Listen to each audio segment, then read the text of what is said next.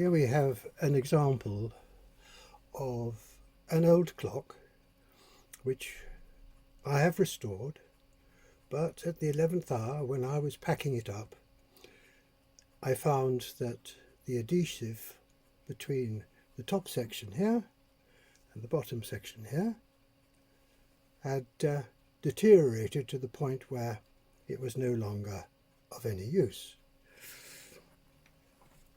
And I'll illustrate that now by showing you the underside of this.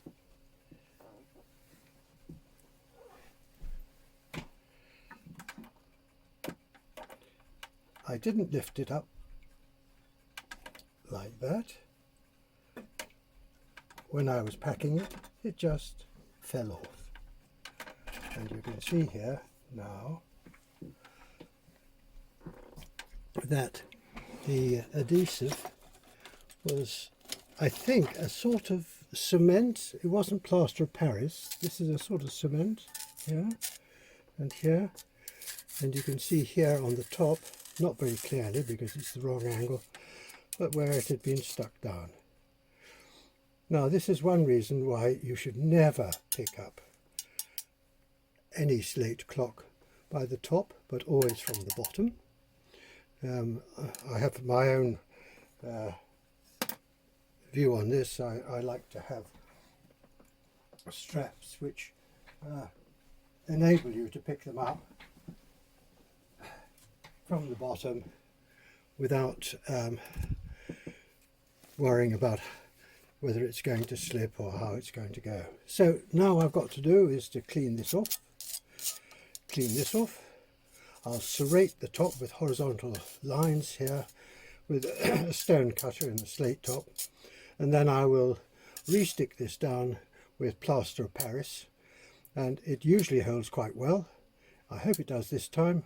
I've done it on many clocks before, or a number of clocks before, and it has invariably served a good purpose. But the illustration I'm making here is that I didn't pick it up by the edge. Had I done so, I would have had a great deal of damage done. You should never pick it up by the edge. But I had thought it was finished, and I was satisfied with it. But this is the problem with an old clock. It's not my fault, because although I inspected it, it is an inherent vice or fault in old clocks that may well go wrong. So I'm going to show you how I'm going to repair this with plaster of Paris. There's a little plaster of Paris there, with plaster of Paris over the top and on this section here. And I hope that will solve the problem and mean that it's going to be safe to be handled but not picked up. Right, now I've cleaned off the top and I've keyed it up with a cutter so that you can see the lines on that going horizontally across, so that the plaster of Paris will take. And I've done the same with the top, which is now here, and you can see there I've cleaned it up. I've scored it so that the plaster of Paris will key into that. Now what I'm going to do is to clean off the powder with a damp cloth, and so that it then will take the plaster of Paris when it's applied. I'm going to make it very shortly to the consistency of supermarket double cream, which is not double cream, it's sort of pretty watery, so that it won't dry too much on the surfaces. And clean this off as well. When I come to do it, I will damp these, because the plaster of Paris just sucks the moisture out of the plaster of Paris. It sucks it out, and it then means that it dries very quickly. So I'll have to account for that in my application. It's all done really very quickly when it's done. So I'll come back and show you the next phase, but that's prepared both surfaces for the plaster of Paris, which I'll have to make up. That is now done, ready for scored and keyed, and this is cleaned up. So I will then put the plaster of Paris on there and compress it. Right, I'm now on to mixing the plaster of Paris. So we'll see how this section goes.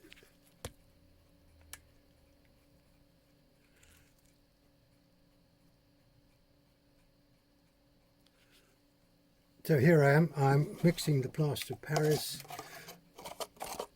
I want to get it into a sufficiently stodgy form so that it'll adhere to the parts.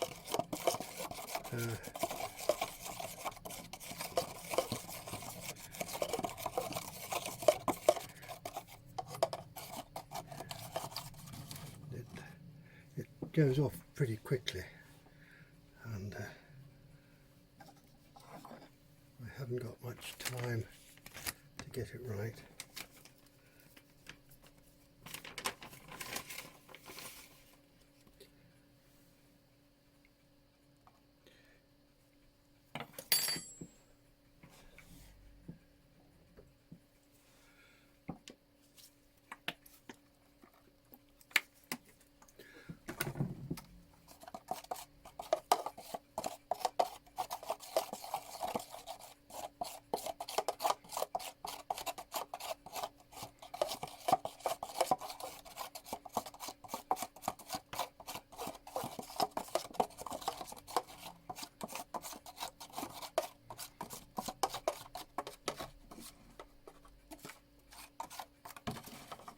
I hope I've got enough there.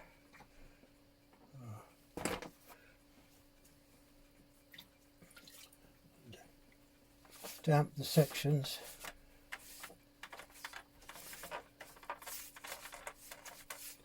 That's going to be applied to.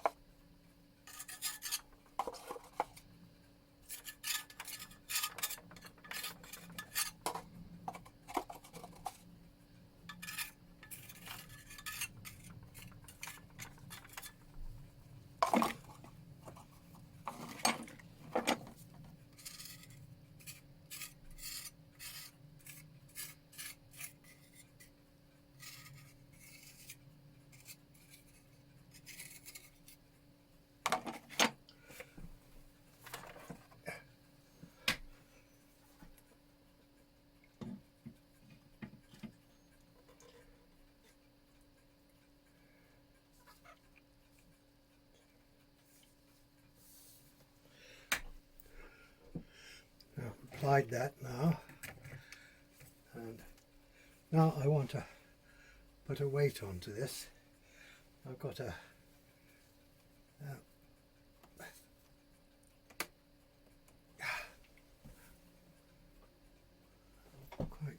right, but I don't know if I can.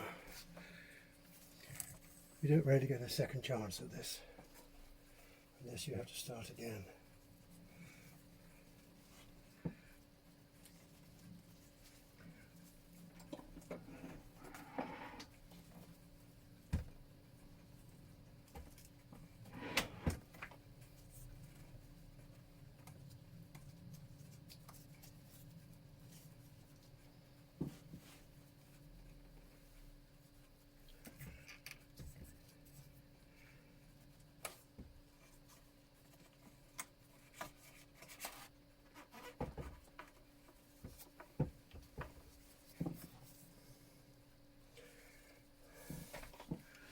Well, there we are.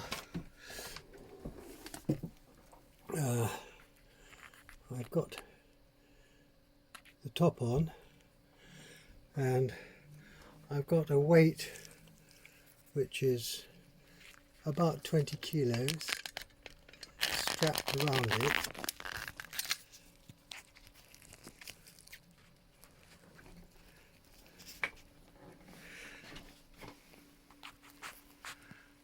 Like that. So there's straps there which hold the weight, which is there, which compresses the top, and I'll leave that now for about 4 days to really harden up.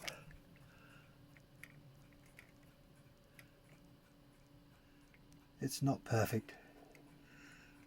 I'm about a millimetre out of one side, is just slightly longer than the other, but once you put it on, quite frankly, you're stuffed. So I'll see how that goes, and I'm sorry it's such a poor picture, but there we have it. It's strapped down with a weight of about 20 kilos, which is holding the top down. Right, now this is 2.5 days later. I'm going to lift the clock by the places where I have just advised you should never lift the clock, to make sure that the plaster of Paris that I've applied to it is working well and it is adhering as I had hoped it will. So it'll be from this point here, not this point underneath, but the lip of the top and the lip of the top here, and I will lift it and I hope it will resist falling to pieces. So here we go. There. I'm lifting it now. That's on its own, and this is how you should never lift it. Now I'm going to leave it for another 3 days, 4 days, because the moisture inside has been sealed, because there is no way it can get out apart from the molecules coming out through the little bit here, where you can see that there, and that there. You can see that you've got to act very quickly, because I got it wrong. I didn't get it quite right, and I can't take it off now, but I'm going to accept the fact that this side here is a little longer than this side here by about 3 mil, 2 mil. If this had come over 2 mil, then that would be equal to that. But it's got to be lived with, and it can hardly be seen. I think when you study that, I don't think it'll be noticed in the general overall picture of the clock. So that's that. Now to illustrate how it should be picked up, we will see my straps that I put on. These are derived from my experience in the Merchant Navy as a sailor on a cargo ship, where they have strops to lift the cargo, and they're somewhat like this. So we have one strap like that, one strap like that, and I think that you can see that there's one on either side, and I can pick these up now like that and hold it so that I can then move it conveniently to another spot, or carry it if you can stand the weight.